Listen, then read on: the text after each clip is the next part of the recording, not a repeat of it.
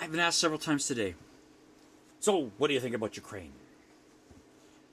Offhandedly, by the way, twice. And then, of course, I heard responses. And I don't... It's breaking my heart, personally. It's a completely and utterly unnecessary war.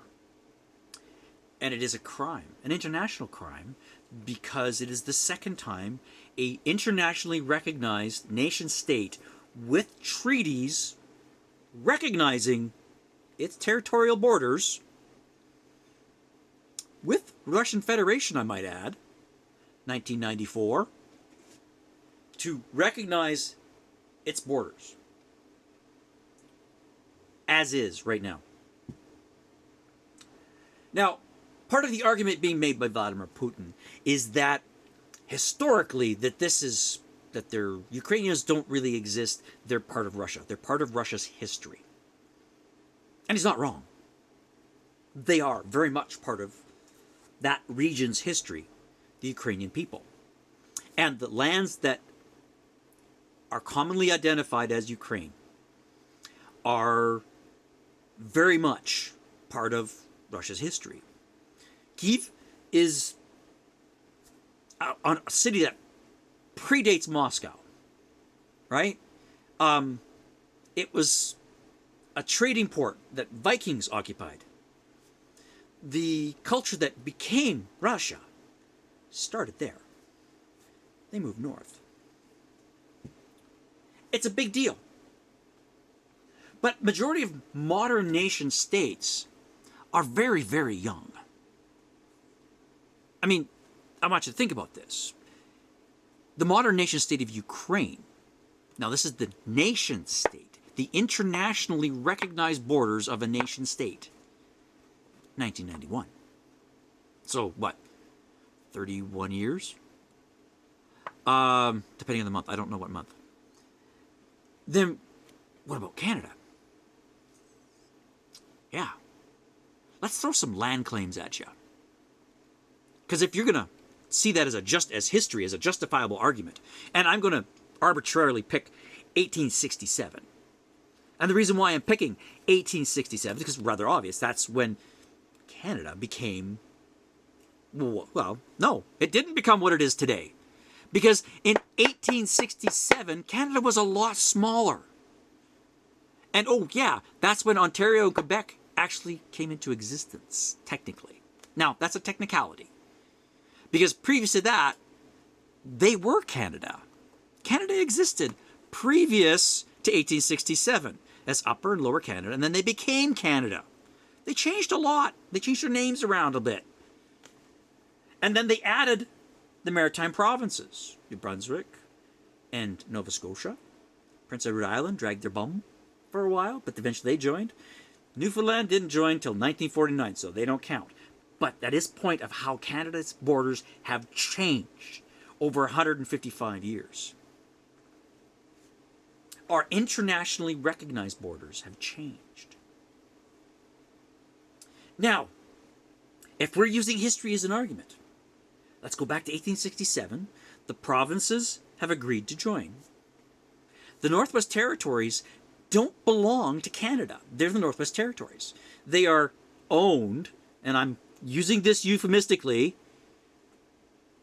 by the Hudson Bay Company. Really? Are you sure about that? No. The land was given to them as a grant by the monarchy in England and the government in England. Actually, the monarchy didn't really have as much to do with it as you would think, considering they were a constitutional monarchy at the time, have been for a very long time, and yes, they were very powerful and influential, but it still came down to Parliament, who were pretty much cousins and cronies. So historically, if we're going to use that as an argument, Manitoba, Saskatchewan, all of these places should not exist in our current borders. We can get away with, in 1870, when Manitoba added, the Red River Settlement pretty much just a little stamp down at the bottom end of us. Not this big, huge keystone. Ontario as it exists today, no, they didn't see their land added to them till into the 20s. Same thing with Quebec. Saskatchewan and Alberta, when they were carved out of the Northwest Territories, they were not supposed to be, they were like, they were supposed to be one huge piece, and everyone was scared of how much power they would have. Yeah, trust me, arguing amongst the provinces, not a new thing, never will not be a new thing. Canada was founded from the very beginning on people arguing with each other. That's why we didn't get an actual ratified constitution until 1982, finally signed by our Queen. The Queen of Canada.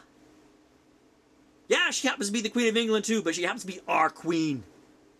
So if we're going to go back and we're going to use historical references as this is what should be. Ukraine is Russian, so it should be Russian territory. Well, here's the thing. Prior to 1914, so at about prior to 1914, Ukraine, what is recognized today as Ukraine.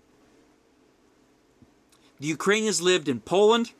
The Ukrainians and the Ruthenians lived in the Austro-Hungarian Empire. And the Ukrainians lived in Russia. So if we're going to do that, we have to divide that up and give those lands back to those countries. Poland still exists. Russia still exists. Austro-Hungarian Empire's gone. So, are we giving it back to them?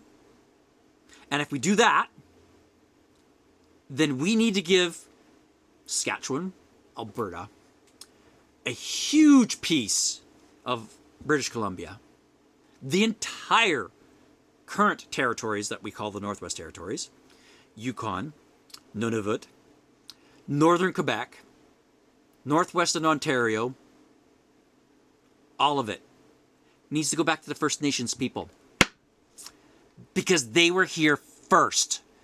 You want to go with land claims? You want to argue and say that Russia is justified to do what they are doing right now? Yeah, turn your title over.